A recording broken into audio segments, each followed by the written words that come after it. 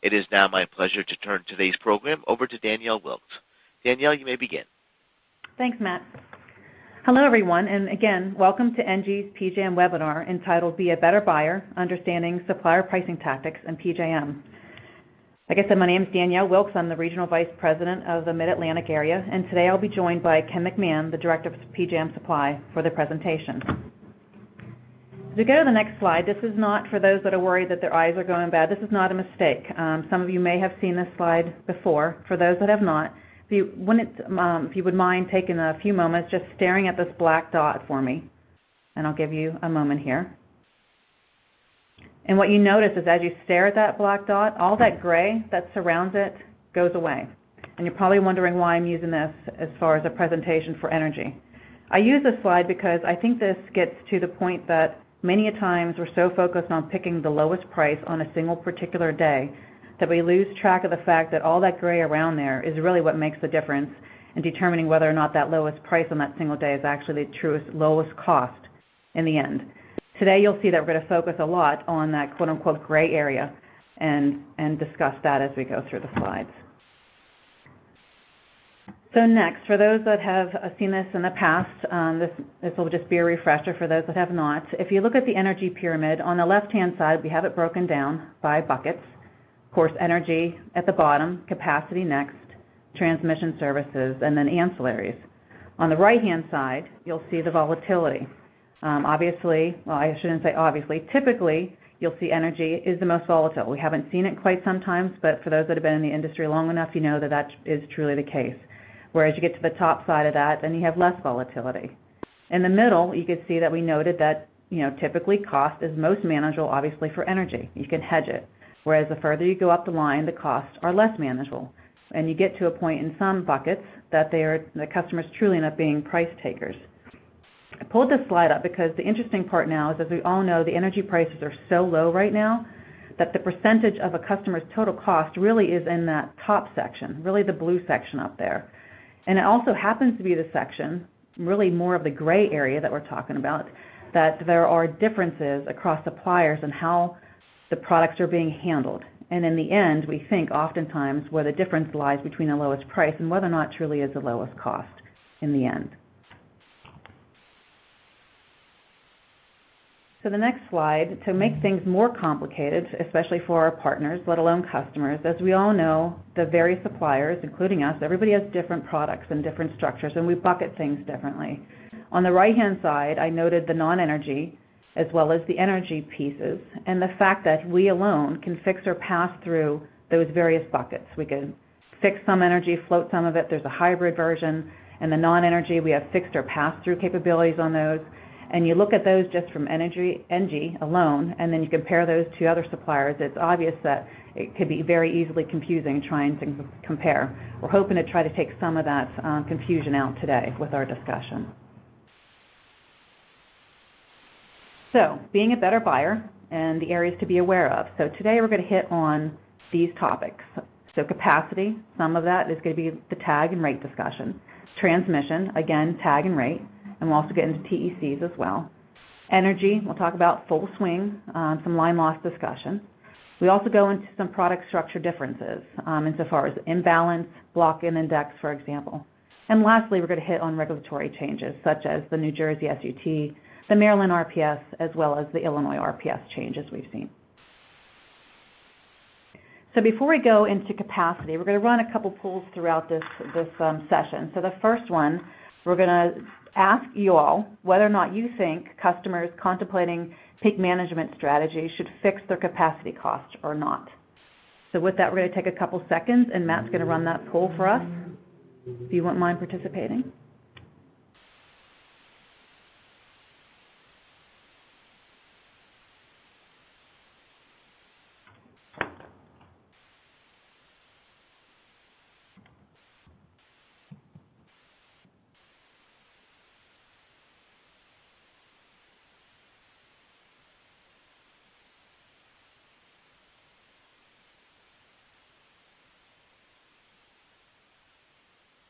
So, Matt, are we running the poll? Was it pushed?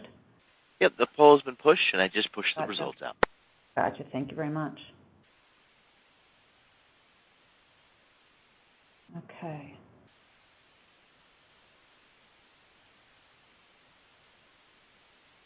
Okay, so if you look at the pool results, it looks like 31% said yes, and 69%, actually 68.4% now, said no. So we're going to talk about why we think customers that are contemplating peak management strategies should not fix their capacity costs. So let me go on to the next slide here.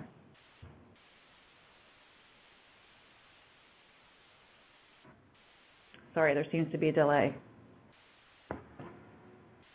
There we go. Okay, so what I'm going to start out with is I'm going to go through these with NG product options first to level set where we come from.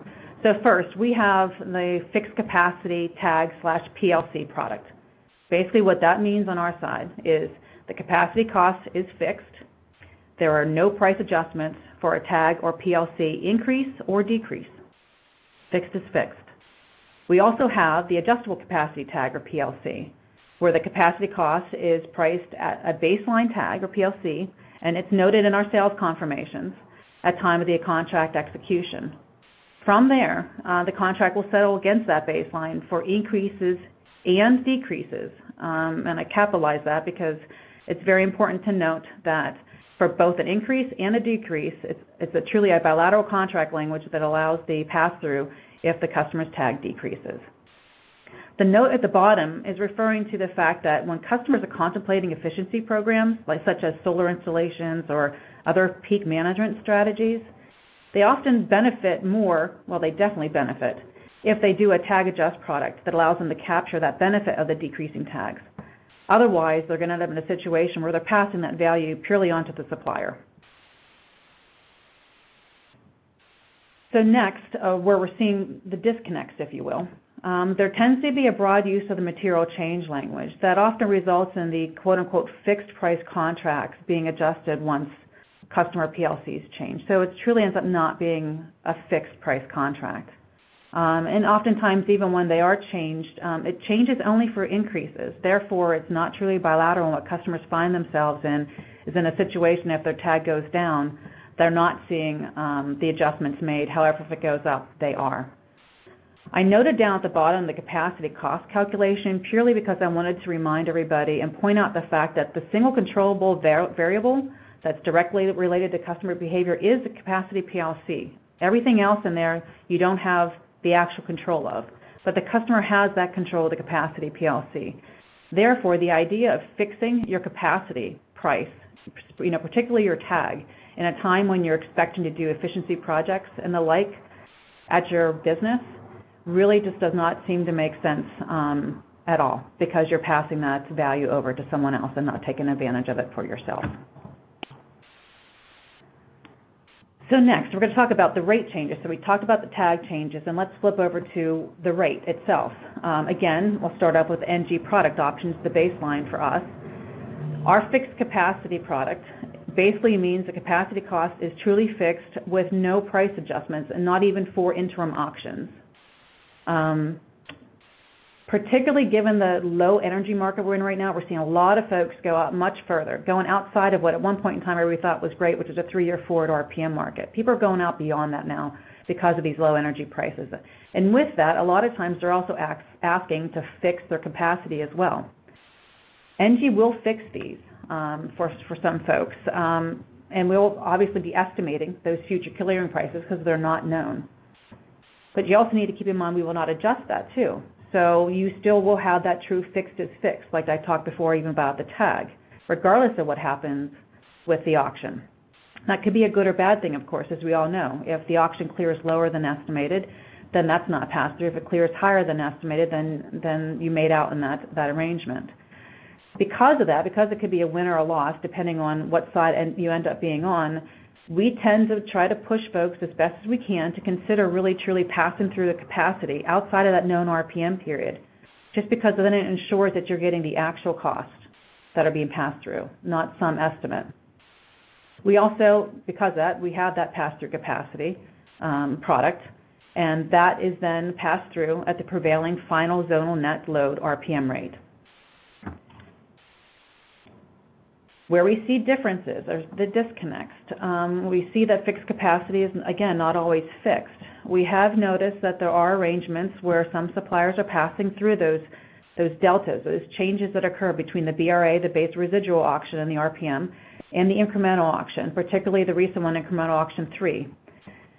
As many of you know, the RPM prices are initially set in that BRA, and that is held 3 years prior to the delivery year. But between that time, between the BRA and the delivery year, the prices and the scaling factors adjust, and it's based off of those 3 incremental auctions. Those are the adjustments that we're seeing that some folks in this industry are passing through. Matter of fact, we actually saw that happen.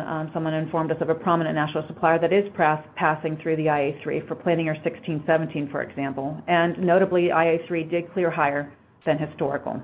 So again, that's a disconnect that isn't necessarily taken into consideration by most when they're looking at that black dot, that single lowest price in the beginning. So to continue that, getting back to the fact that we're seeing extended contract tenors. Some suppliers are fixing, quote-unquote, fixing capacity prices before that known RPM period, and then they rely on the contract language to mitigate that risk if the auction clears higher than expected. Just gets back to you just need to make sure you understand exactly what assumptions are being used. You need to understand whether or not they are, quote-unquote, really fixing it, or is it fixed unless in the event it actually clears higher, so that you are ensured a true apples-to-apples comparison in the end when it comes down to looking at your total cost. So as we proceed to the capacity performance, another hot topic, just to level set, so capacity performance uplift rates for planning year 16-17 and planning year 17-18, they're very transparent.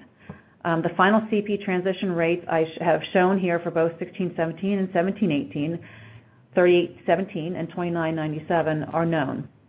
The procurement auctions that were held for these years are very easy. It's very easy to isolate the impact for these 2 planning years. And I noted the actual calculation down there below. The CP resources for now planning year 18 were actually done, as many of you may recall, within the BRA itself. It wasn't a separate interim auction that was held to add to the 16 and 17. This was embedded within the planning year 18-19 BRA.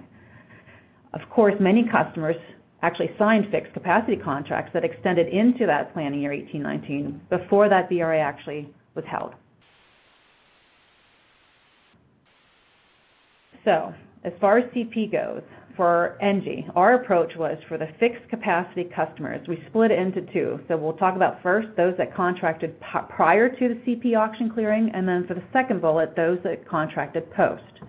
For those that contracted prior to the CP auction clearing, those uplift charges for both planning year 16-17 and planning year 17-18 are simply reflected as a separate line item on the invoice. And again, the transparency is so obvious, as we noted in the page before, that you can clearly see that additional CP piece on your bill.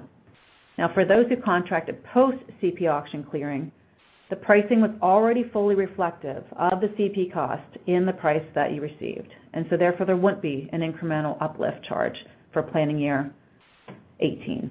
For planning year 16, 17, and 17, 18, because it was already embedded.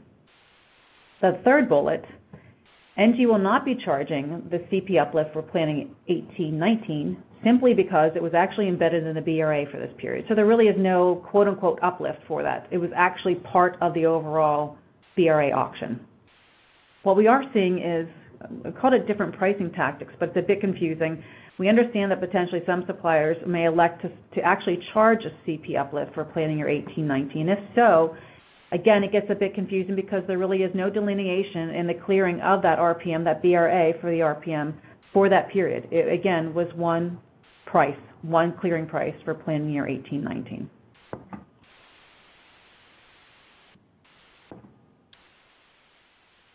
So that does it for the capacity, and for transmission, I'm going to pass it over to Ken, where he get into some more details as well on the transmission side of things. Ken? You have to switch over. I'm switching.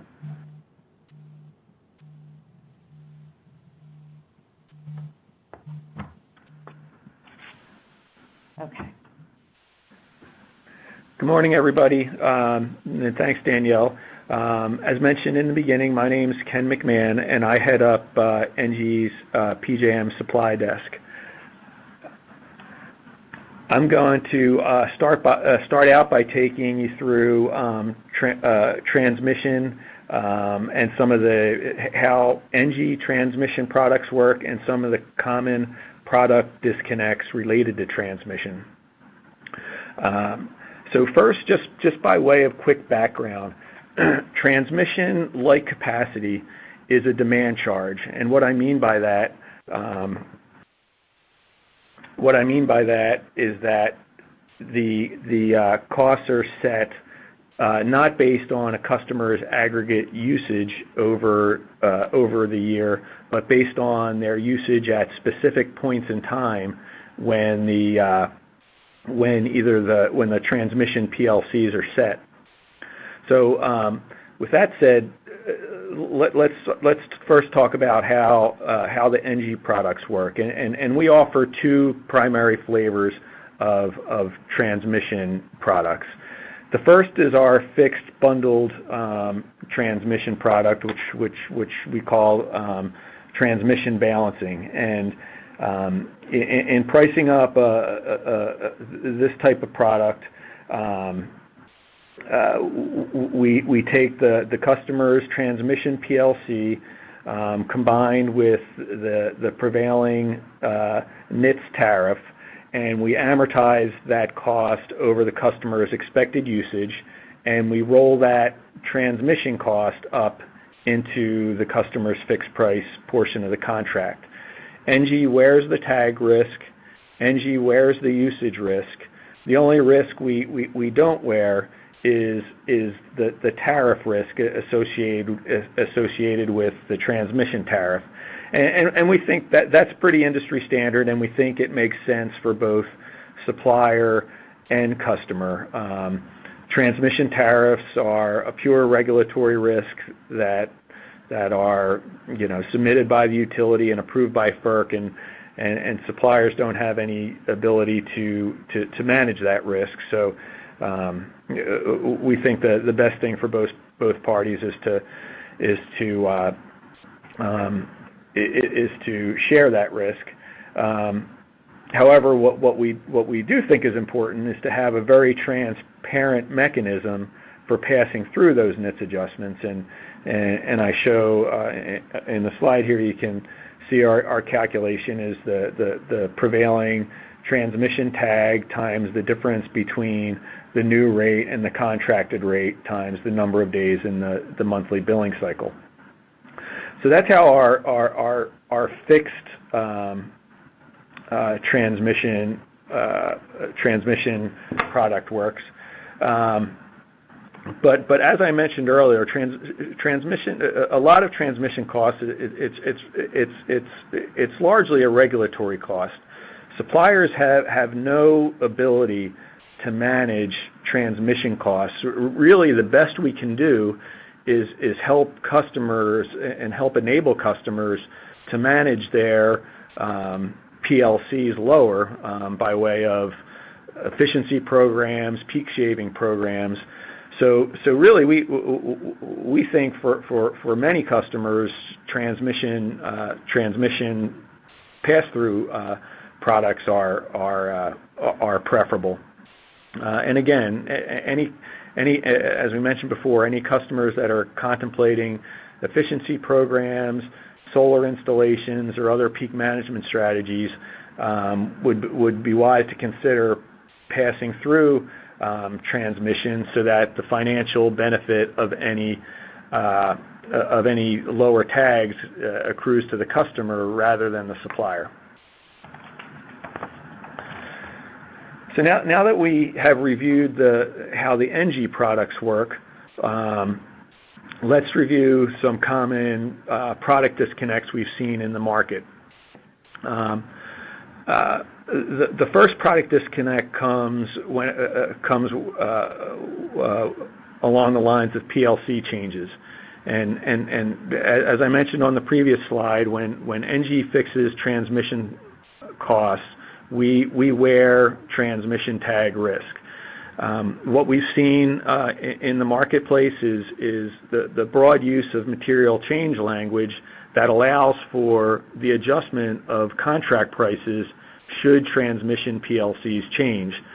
So just be careful when reviewing customer contract language to make sure that there's not kind of some broad material change language that would allow for contract price adjustments should PLCs change unfavorably for the supplier.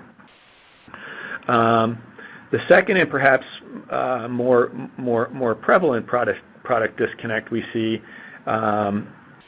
comes when evaluating various transmission pass-through products, and kind of the genesis of this disconnect is that sometimes the line gets blurred between what exactly is a transmission charge and what is an ancillary service charge, and different suppliers may bucket those charges differently. So, for instance, in NG's transmission pass-through product, the only charge that we pass through is network integrated transmission service.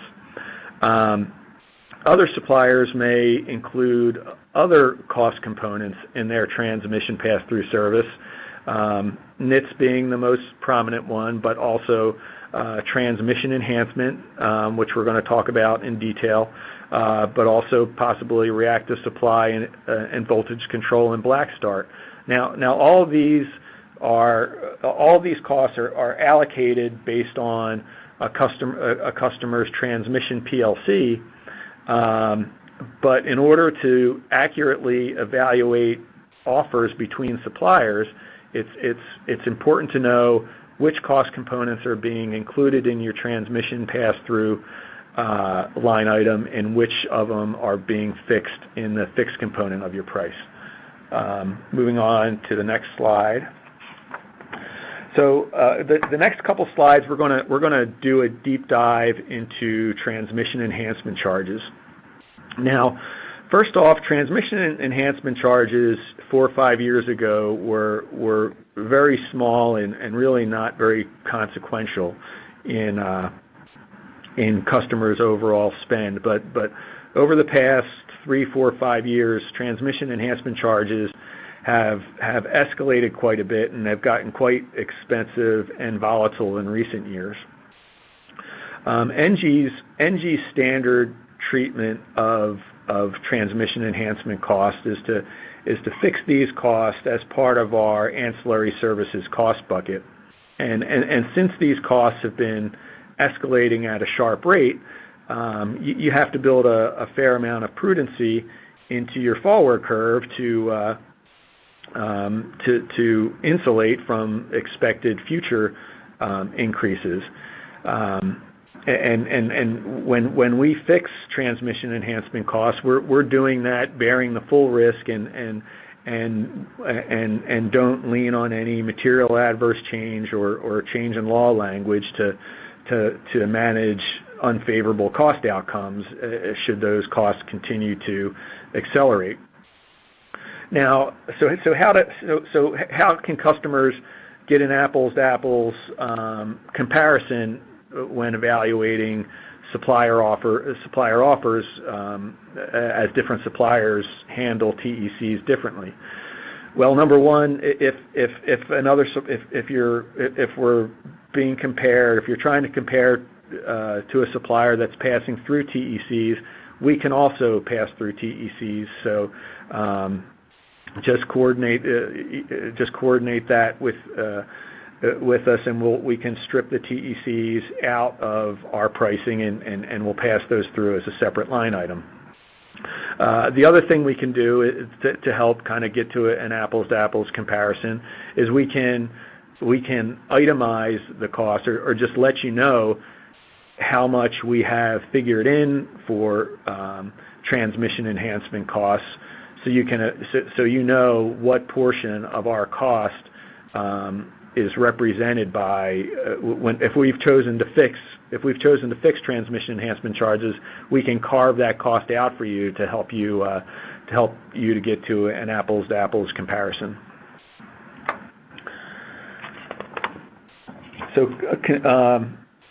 Continuing on with our discussion of transmission enhancement charges, and I really do believe this. The reason I'm spending so much time on this is because I really do believe it's perhaps the most troublesome cost components in PJM to vet. But getting back to potential product disconnects, the biggest product disconnect that we see is when tech charges are bundled with NITS charges as part of a transmission pass-through product. And so what the real message is to buyers is that you need to understand what charges are being included with that transmission pass-through product, because if for instance, the NG product is just passing through network integrated transmission service and bundling tech into the fixed price portion of the contract, but a different supplier is bundling NITS and transmission enhancement together. Under this scenario, the other supplier's offer would look optically lower compared to NG. And again, we can work with you to get on a level playing field by stripping the tech and passing it through separately. But I guess the bottom line is it's really not enough to just say I want a transmission pass-through product. You also need to specify and understand for each supplier exactly which cost components are being passed through in the transmission pass-through calculation. And then the final, again, continuing with transmission enhancement charges, the other product disconnect we're seeing is that suppliers are oftentimes pricing in transmission enhancement charges at prevailing rates, and then have a line item adjustment charge on the invoice when tech rates change in the future. And so as I noted earlier, over the past couple years, transmission enhancement charges have really escalated quite a bit. So if you're comparing two offers where even though both suppliers say yes, transmission enhancement charges are included in the price, you need to understand. For instance, the NG product is going to be fixing transmission enhancement charges and will be wearing the risk of future tech rate changes, where it's possible that another supplier may be fixing it at prevailing rates, but will be passing through any future tech changes. So in this scenario, a supplier that's passing through tech escalation would show an optically lower price when compared to NG. Okay, so that wraps up our discussion of transmission, and now we're going to move on to cover a couple topics related to energy. The first topic is full swing versus MAC. Now NG offers a variety of swing options to suit any customer's desire, but where we see the most confusion is in the comparison between full swing offers and material adverse change or MAC offers. Now for NG, full swing means exactly that, full swing. There's no provision in the contract for any type of price adjustment if the customer's usage pattern changes during the term of the contract.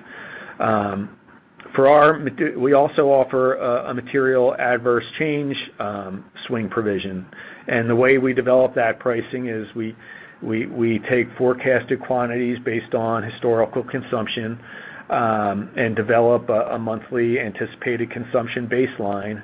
And in the event of a material impact from a change in consumption, we may calculate the cost associated with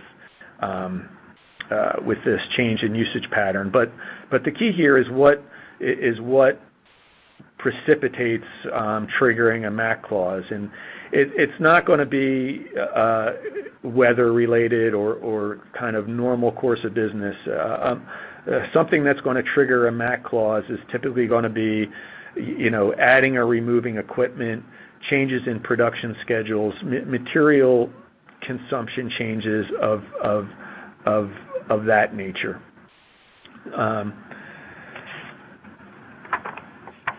So next slide, please. So where do the product disconnects come in? Well, what we see in the market is a lot of contracts that are advertised as full swing are not actually full swing due to the inclusion of MAC language in the contract. So it's very important when vetting contracts to read the fine print and make sure that a full swing contract doesn't have any embedded MAC language. And we just included here a snippet from a contract that was purported to be full swing, but the clause says if there's material change in the buyer's actual or expected consumption or material change to your actual or expected usage pattern, seller may seek to modify the contract price applicable to the increase or decrease consumption. Now, that is certainly not full swing by any means. And I often like to tell the story. I was at an industry event one time, talking with the head of another supply desk, and we were talking about various contract types, and this gentleman mentioned to me, yeah, we sell a lot of 25% MAC full swing contracts, and he said that, and I could tell by the way he said it that he didn't even recognize the inherent disconnect in saying that 25% MAC full swing is not a full swing contract. So you can be sure if the head of supply believed that 25% MAC was full swing, that the salespeople were also out selling that product as full swing. Okay, the next energy-related topic I'd like to discuss has to do with line losses. And first, want to talk about metered versus loss-adjusted volumes and how they impact your bill. Now, Engie's approach is that all pricing and billing is based on metered volumes, and we really believe that's the only logical way to base customer billing and pricing. Metered volumes are what the utility reports and what you can read at your facility. But what we've seen is that some suppliers will bill on loss-adjusted volumes rather than metered volumes. And products that are based on loss-adjusted volumes can show an optically lower price while potentially offering less value than an equivalent product based on metered volumes. And the reason this is possible is that when you get it down into its most simplistic terms, a customer bill is price times quantity, and if you're billing loss-adjusted volumes, which is a larger quantity, then you can optically show a lower price. Let's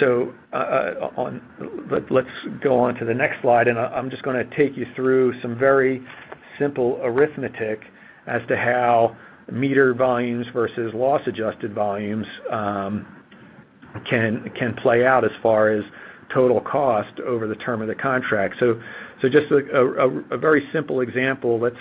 Let's take a customer that has annual volumes of 1,000 megawatt hours, and that's at the meter. And based on their voltage class, they have a loss multiplier of 1.05%. Supplier A's price, based on metered volumes, let's say, is $50, and supplier B's price, based on loss-adjusted volumes, is $48. Well, the initial reaction, as Danielle said, just staring at the black dot, if you will, that $48 looks pretty attractive. But if you actually go through the arithmetic, Supplier A's cost over the term of the contract is going to be 1,000 megawatt hours times $50 or $50,000. The supplier B's cost is going to be that same 1,000 megawatt hours consumed at the meter, grossed up by 1.05%, or 1,050 megawatt hours times $48 for $50,400. So even though the price was optically $2 a megawatt hour lower, the total cost over the term of the contract was actually higher. So the initial price only tells part of the story. Now, also wanted to talk about loss pass-through products. Some customers may prefer to take line losses as a pass-through component of price. For loss pass-through product structures, there's really no way to evaluate competing supplier offers without comparing loss multipliers. And for full transparency, NG clearly states the contract loss multiplier on the sales confirm.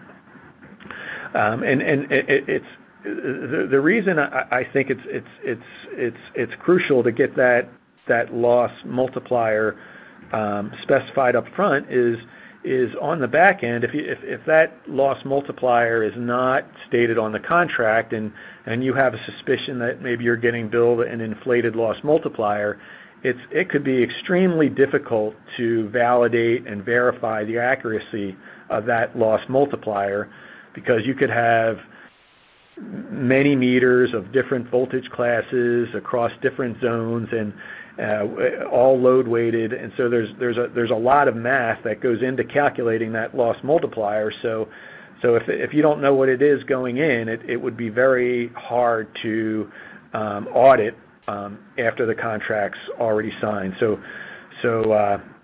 we strongly suggest that buyers require the loss multiplier to be on the contract, and you'll always see it stated on our attachment A, which is our sales confirmation.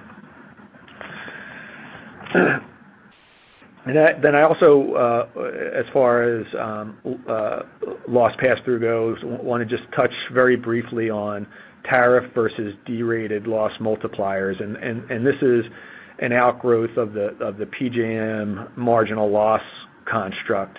So without getting too much into the weeds, PJM actually derates or slightly reduces the retail load obligation of suppliers to avoid double counting for marginal losses. And that would be once, since marginal losses are included in the LMP, and there's also a portion of marginal losses that are included in tariff loss factors, PJM adjusts for that potential double counting by reducing the supplier's load obligation by the appropriate amount. Now, for ease of validation, NG standard loss multiplier is based on tariff loss multipliers, and we do that just because we found it's easiest for customers to go back and tie our loss multiplier back to a tariff. Those tariff numbers are much more transparent than the hourly marginal loss D-rated volumes. Other suppliers may base loss multipliers on a D-rated loss multiplier. Now both of these methods are completely legitimate. It's just important for buyers to understand how each supplier is handling the loss multiplier to make sure they get a true apples-to-apples comparison. And NG is happy to structure the loss multiplier either way to help buyers evaluate competing offers. Okay, that wraps up our discussion of energy and swing and line losses, and now just want to spend some time going over some different product structures and how to help buyers evaluate the best value. Now, the first has to do with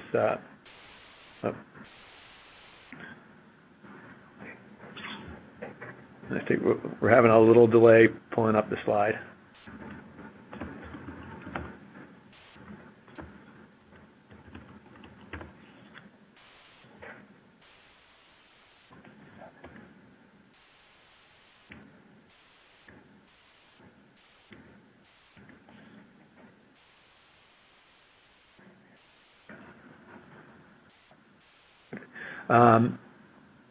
So the first has to do with treatment of imbalance.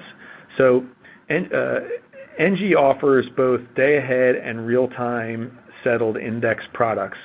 NG highly recommends day-ahead and day-ahead over real-time index for the following reasons.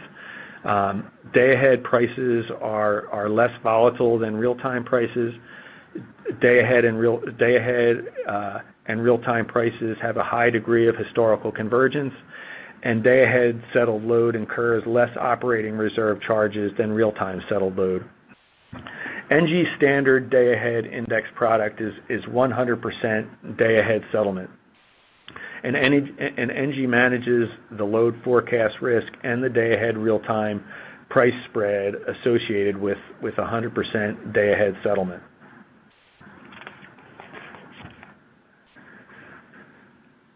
Now, how is this different from other potential product structures? Another product we've seen in the market is an imbalance pass-through product where the difference between customer load and load forecast is settled against real-time prices and balancing operating reserves. And we would just advise customers to tread very carefully when considering this type of product for the following reasons. Number one, the structure is administratively burdensome, and there's no way for the customers to validate the baseline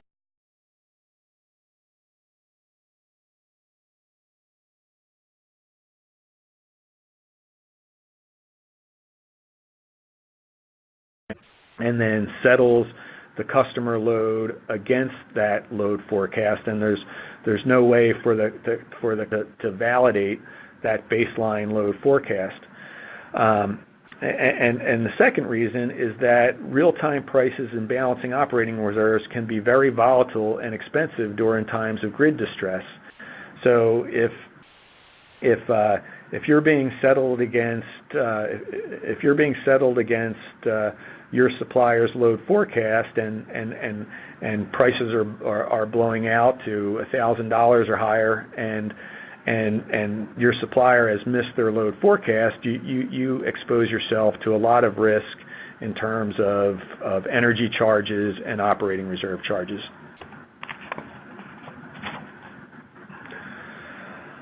The next product structure I want to talk about is block and index, and how to evaluate the best total value when it comes to evaluating different block and index offers.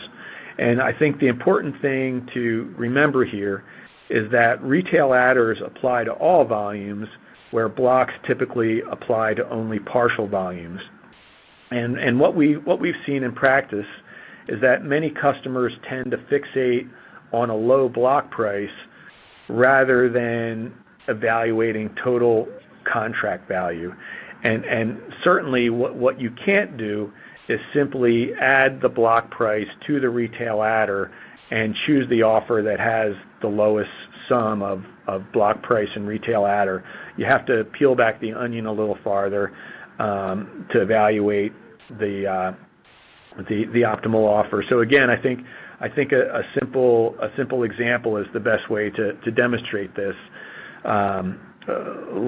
Let's take a customer that has a total volume of 1,000 megawatt hours, block volume of 200 megawatt hours, and let's say the market price is $50.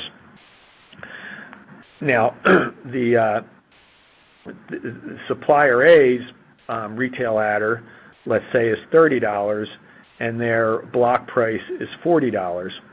So setting the energy settlement aside, since the energy settlement is just going to be usage times the market price, which will be the same in both offers, let's just concentrate on which offer, which supplier is offering the best value in terms of retail adder and block settlement.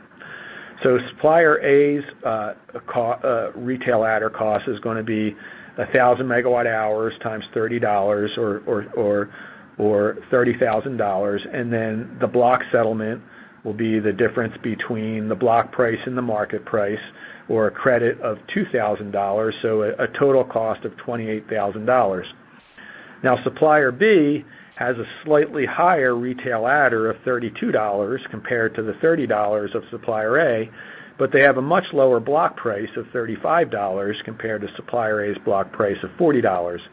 And we would just caution buyers, what you don't want to do is just fixate on that low block price, because if you go through the arithmetic, the retail adder cost for supplier B is going to be $32,000, 1,000 times 32.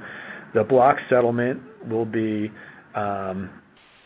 35 minus 50 times 200, or negative $3,000 for a total cost of $29,000. So what you see there is even though supplier B had a much lower block price, due to their higher retail adder, their total cost was actually higher than supplier A. So that wraps up my discussion of product structures, and so now I'm going to turn it back over to Danielle to take you through some regulatory changes. Okay, thanks, Ken. Okay, so once again, we're going to run through a poll for you guys before we get into the regulatory changes. And what we're going to ask you is, are you in favor of increased renewable mandates as a way to incentivize renewable resources? So go ahead and run that. Give you guys a couple seconds here before we get moving along to the next slides.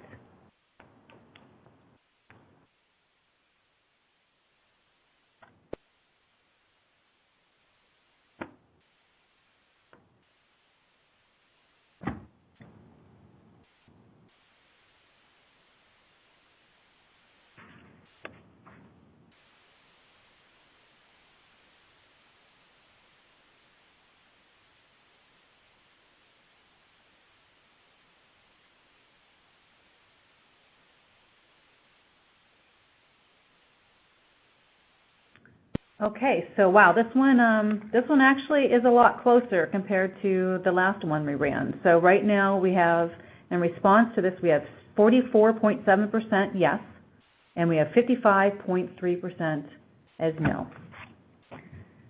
Okay, so with that, let's get going into the regulatory changes section.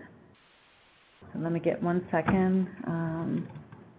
Let me control the slides.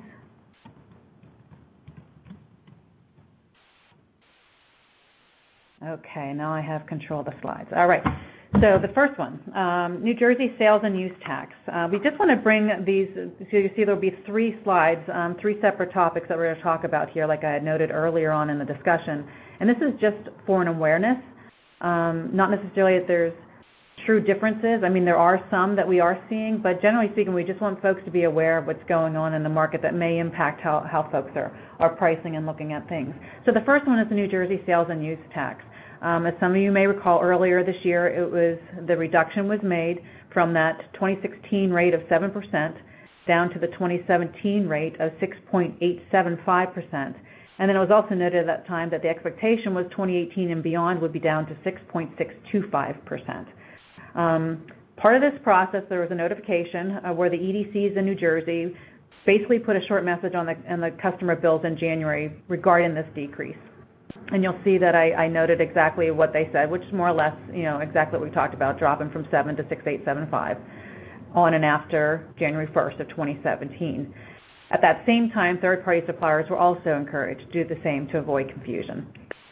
Also, there was some back and forth questions with the New Jersey BPU by the suppliers to better understand exactly what we could and couldn't do with those now known rates that are going to be 2 separate rates over the 2 following years, which we had pretty much been consistent at the 7% for quite some time.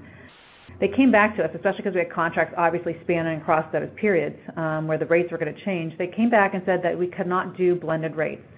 So basically, if you had a contract starting early 17 through the end of 18, you couldn't blend that 6.875% and the 6.625% when you basically offered or advertised your rates. There was no weighted average tax rates that were allowed. Third-party suppliers, they basically said, are required to collect the tax from the customers at the rates set by law at that time and remit them the same. So each time that sales tax decreases, the TPS, the third-party supplier, is going to have to also lower their price since, as we all know, SUT is a component of that stated price and not a separate line item. So just to give you guys a heads up as far as how we've been handling it, what we've done is rather than, I think we all know that with these sort of events, there could always be a change with that 6625 being implemented on January 1st of 2018. So we've kept it simple. We pretty much price anything at the prevailing rate. So today, for pricing a contract that even starts beyond 2018, our rate is going to show in there as a 6.875%. Of course, the customer in the end is only going to be paying the sales and use tax that is applicable at the time of delivery. So that's where there ends up being a slight miss in the fact that we're quoting 6.875, and who knows what it will be in 18 or 19. It's supposed to be 6.625 in 19. If it is, the customer will pay the 6.625 at that time. So that's one piece that we wanted to call out. The next is the Maryland RPS. Both the chambers of the state legislature voted to override the governor's veto to pass legislation, and they ended up increasing the state renewable requirement from 18 to 25% by 2020. The alternative compliance payments were lowered, but as I stated here, that it's not to the levels that will impact market prices or compliance cost. This actually became effective March 3rd of 2017. And what was good is for any customers' existing retail contracts, there was a grandfathering. So amendments were added so that basically it protected the existing retail contracts in place, which was great for suppliers and customers really in the end. So basically any contract that was actually even executed prior to that date didn't have to worry about that.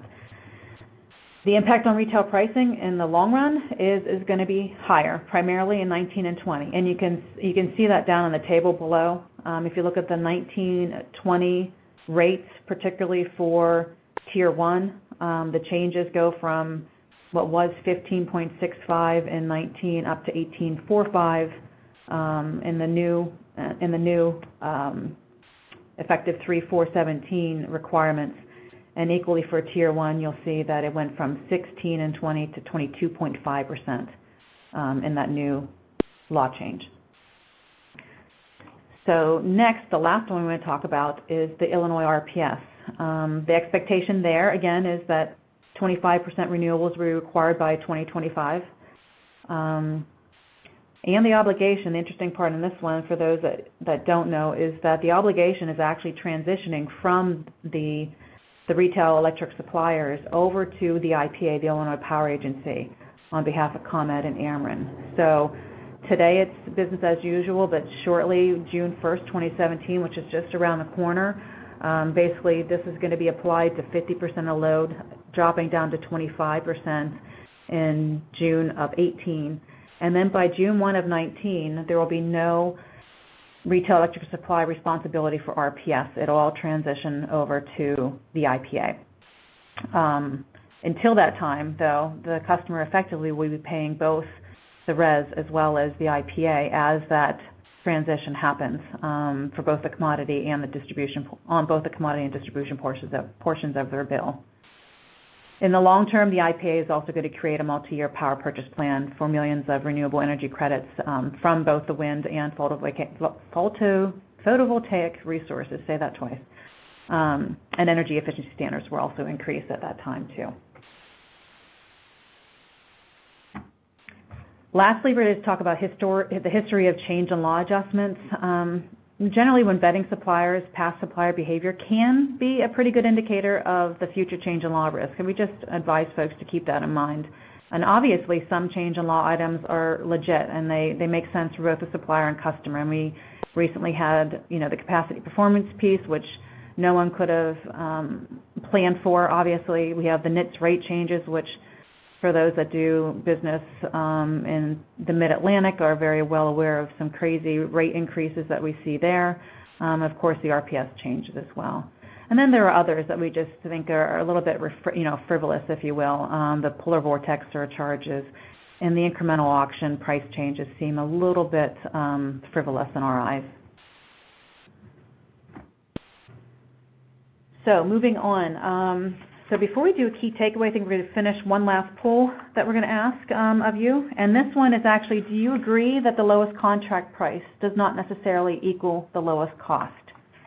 So we'll take this last moment to answer that question.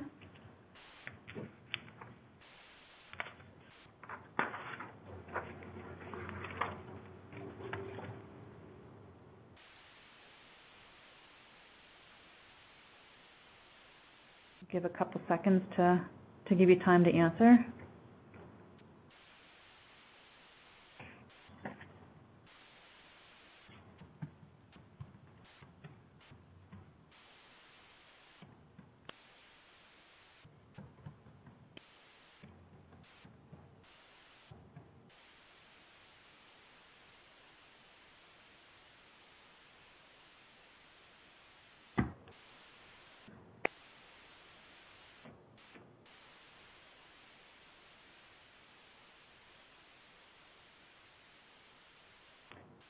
Okay, sorry folks, my computer's a little delayed in seeing what the results are.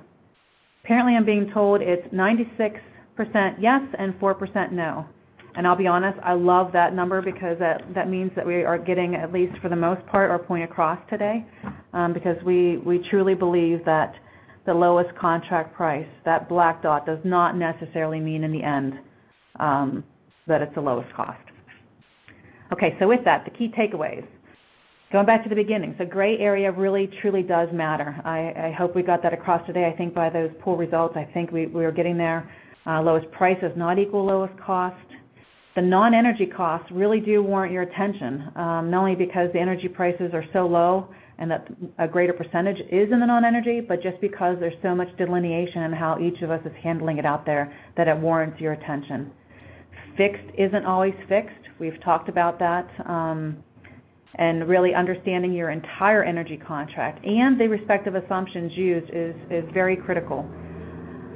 Anything from the MAC clause, the PLCs or tags, the volumes are significant, particularly if you're locking in capacity, and then you basically are taking on the volumetric risk there, the line loss rate, etc., to be aware of all of those at a minimum. And don't give away value to us. I mean, this isn't me saying this as looking out for the customer. Don't give us that value by locking in your capacity and transmission when you're planning on undertaking efficiency and PLC management activities. Pass it through so that you capture the value in the end for that sustainability effort. And lastly, just stay abreast of regulatory changes in your market. The last three that we talked about, we highlighted. It's just good to know what's going on. We can always be your resource here at ENGIE. We hope we're your resource to keep you abreast of those things, but please stay attuned to the many changes that are happening. With that, I think, before I pass it over, so we're going to go into Q&A. So for those, we have received some questions. It looks like we're getting a few more here. I'm going to pass it over to Ken, but for those that might be jumping off or those that don't have any questions, if you wouldn't mind, there is actually going to be a survey that's going to be sent out. We would really, really appreciate if you can go ahead and quickly fill it out for us. And with that, I'm going to go over and pass it over to Ken so we can start managing through the Q&A. Ken? Thanks, Danielle. Yeah, we have a few questions coming in. One question I have here is, you mentioned changes in capacity performance in your previous slide. What changes are you specifically referring to? So I think what this question is referring to is that in planning years 16-17 and planning years 17-18, there were specific capacity performance transition auctions held. So before the capacity performance construct went into effect, PJM had already run the base residual auctions for planning years 16-17 and 17-18. Subsequently, they ran very specific transition auctions to procure capacity performance resources for 16, 17, and 17, 18.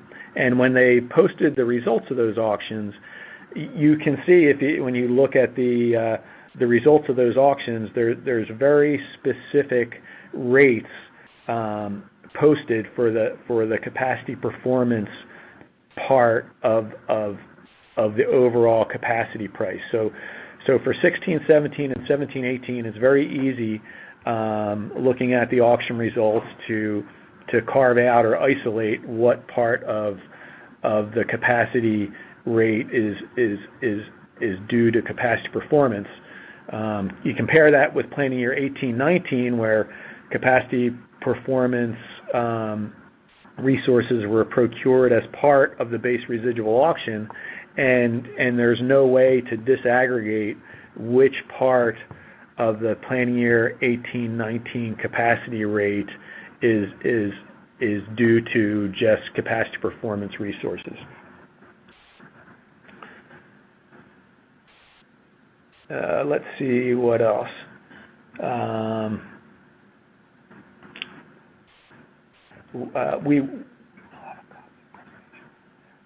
So a couple folks have asked if we'll make this presentation available, and we will. The one other outstanding question we have at this time is any insight into the Ohio effort of taxing behind the meter generation. Quite honestly, I'm not familiar with that issue, so we're going to have to follow up on that one. Okay. And that wraps up our the questions we have in at this time. So I'm going to pass it back to Danielle to close things out. Okay, guys. Actually, there was just a couple more things I wanted to point out. We did get some comments. It wasn't a question necessarily, but someone was kind enough to point out to me that just think you might mention some suppliers are using 100% swing literally so that you can use up to twice or half as much, but not unlimited swing. So I wanted to state that because I thought that was a good point.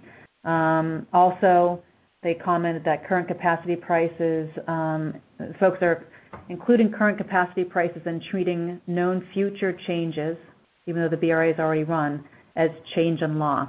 So I think that's just pointing out a bit more of what we talked about earlier on in the capacity side. So I think that's all that we had. So I'd like to thank everybody for taking the time and joining us today, and hopefully we provided some value to you in this past hour. And as always, please feel free to reach out to myself, my team. All of us are here to make sure this process is easier and that we are not just all focused on that black dot, and we can all figure out really what that gray means in the end. So thank you very much. Take care. Ladies and gentlemen, thank you for participating in today's webcast. Good day.